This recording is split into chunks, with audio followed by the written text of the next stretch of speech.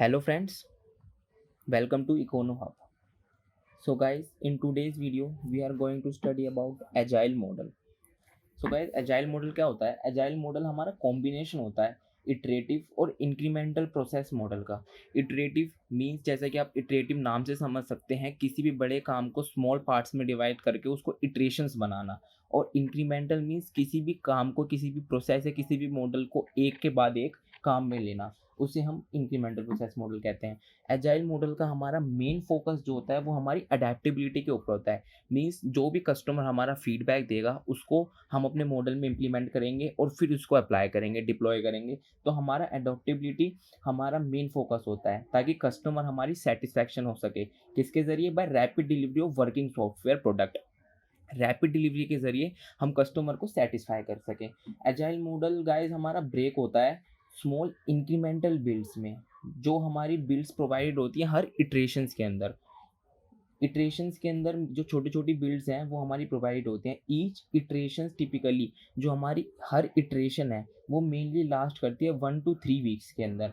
1 to 3 weeks यानी guys ये बहुत छोटा समय है। अगर आप एक बड़े इंक्रीमेंटल मॉडल ले लें जिसके लिए फॉर एग्जांपल समय लग सकता है, for example time to 8 to 10 months लग सकता है। लेकिन हमारे एजाइल मॉडल के अंदर क्या होता है, हमारा जो बहुत ही बड़ा प्रोडक्ट होता है हम उसको स्मॉल पार्ट्स में डिवाइड कर देते हैं और हमारा हर पार्ट एक अलग तरीके से काम करता है और एंड में हम सारे जो हमारी इटरेशंस होती हैं उसको कंबाइन करके एक प्रोडक्ट में बनाते हैं और हम उसे फिर कस्टमर को दिखाते हैं। तो इसके अंदर क्या होता है, जो हर इटरेशन होती है उसके अंदर क्रॉस फंक्शन इन्वॉल्व होता है, जैसे कि टीम वर्किंग इसके अंदर बहुत ज़रूरी होती है। ये हमारी मेनली फोकस किस पे करती है, ये मैं आपको लिख के बताता हूँ। ये मेनली फोकस करती है प्लानिंग पे। प्लानिंग मीन्स एक इटरेशन यानी एक छोटी इटरेशन को प्लान कैसे करना है, उसकी वर्किंग कैसे होगी। सेकंड हमारी होती है रिक्वायरमेंट एनालिसिस। उस प्रोडक्ट को बनाने के लिए जो हमने प्लान करा है उसकी रिक्वायरमेंट क्या क्या होंगी, वो हमारी रिक्वायरमेंट एनालिसिस में आएगा। डिज़ाइन, अगला हमारा डिज़ाइन है कि उस सॉफ्टवेयर को हम किस तरीके से डिज़ाइन करेंगे, उसका अगर आएगा हमारा कोडिंग। कोडिंग जैसे कि आप बिल्डिंग से समझ सकते हैं, बिल्डिंग मीन्स कोडिंग, हम उसे कोड में करेंगे ताकि हमारा सॉफ्टवेयर तैयार हो सके। और अगले हमारे जैसे कि टेस्टिंग, तो टेस्टिंग में आप ले सकते हैं unit testing and acceptance testing. Acceptance testing, ये गाइस हमारे इटरेशंस होती हैं। जो हमारे एक इटरेशन मीन्स जो बड़ा प्रोडक्ट है उसको स्मॉल प्रोडक्ट में डिवाइड करके ये हमारी इटरेशंस होती है, हम इसको इम्प्लीमेंट करते हैं। एक इटरेशन कंप्लीट हो जाती है, फिर उसके बाद हम दूसरी इटरेशन पे जाते हैं।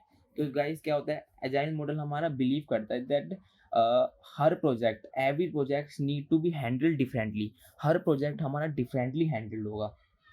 इन agile model task are divided into time boxes.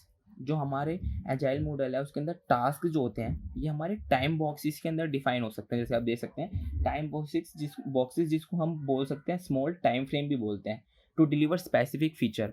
To for example एक आप बहुत बड़ा सॉफ्टवेयर लेते हैं, बहुत बड़ा मीन्स किसी भी कस्टमर आपको एक प्रोडक्ट देता है और वो कहता है कि हाँ मुझे इस तरीके का सॉफ्टवेयर चाहिए, और वो कहता है कि हाँ मुझे इसकी डिलीवरी जल्दी चाहिए। तो आप क्या करेंगे, एक उसकी इटरेशन बनाएंगे, बड़े सॉफ्टवेयर को छोटे पार्ट्स में डिवाइड करेंगे और एक प्रोटोटाइप बनाएंगे कि मीन्स हाँ ये इसकी वर्किंग है, इस तरीके से हम आपका सॉफ्टवेयर दिखेगा और उस तरीके से ये वर्क करेगा।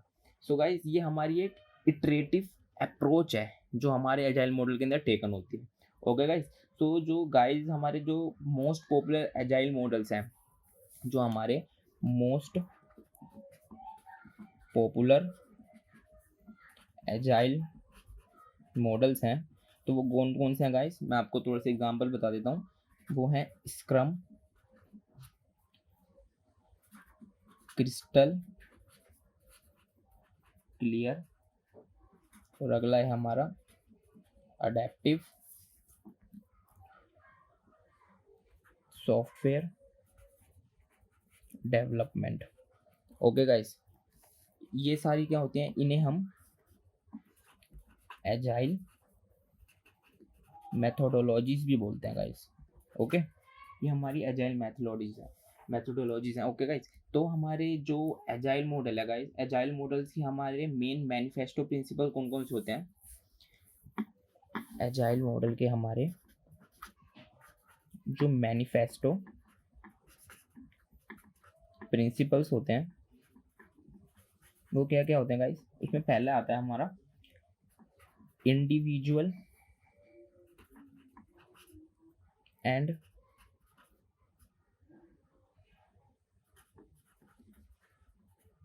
इंटरेक्शन। जैसे कि गाइस आप नाम से समझ सकते हैं, individual and interaction. Individual and interaction यानी सेल्फ ऑर्गेनाइजेशन। हर बंदा जो सॉफ्टवेयर बनाएगा उसको सेल्फ ऑर्गेनाइज होना पड़ेगा हर इटरेशन के अंदर, ताकि वो काम को अच्छी तरह से कर पाए। ये हमारे गाइस एजाइल मैनिफेस्टो के प्रिंसिपल्स हैं। ओके, अगला है हमारा वर्किंग सॉफ्टवेयर। तो जैसे कि गाइस मैंने आपको बताया था कि ये हमारा रैपिड डिलीवरी के लिए काम होता है हमारा ये एजाइल मॉडल। तो हमारी time limit is not more, तो इसको जल्दी जल्दी इंप्लीमेंट करना पड़ता है। तो हमारे इसके साइड में होता है वर्किंग सॉफ्टवेयर। वर्किंग सॉफ्टवेयर यानी हम इसका एक डेमो सॉफ्टवेयर बनाते हैं जो हम अपने कस्टमर को दिखाते हैं ताकि वो सेटिस्फाई हो सके और हम अपना मॉडल जो है वो बिल्ड कर सकें। अगला एक गाइस हमारा कस्टमर कोलैबोरेशन। कस्टमर के साथ कोलैबोरेशन कर सके, जैसे मैंने आपको बताया, ताकि वो अपना फीडबैक दे सके। अगला है हमारा responding to change. Responding to change means guys, जैसे मैंने आपको बताया इटरेशंस होता है, तो कुछ भी अगर हमारे कस्टमर को अगर किसी भी चीज़ की रिक्वायरमेंट होती है और कहता है मुझे इस मॉडल के अंदर ये चीज़ें चाहिए, तो हम गाइस उसे फिर से इम्प्लीमेंट कर सकते हैं। ये हमारा रिस्पॉन्डिंग टू चेंज होएगा। तो गाइस हमारा जो एजाइल मॉडल है वो ट्रेडिशनल मॉडल से कैसे अलग है?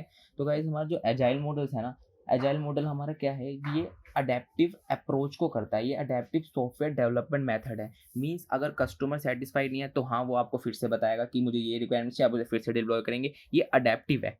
और जो हमारा traditional H D L C हो सकते हैं, एच डी एल सी होता है, जैसे कि हमारा वाटरफॉल मॉडल होता है गाइस, वो हमारा प्रिडिक्टिव अप्रोच होता है। हमें उसमें पहले पूरी प्लानिंग करनी पड़ती है, फिर हम उसे डिप्लॉय करते हैं।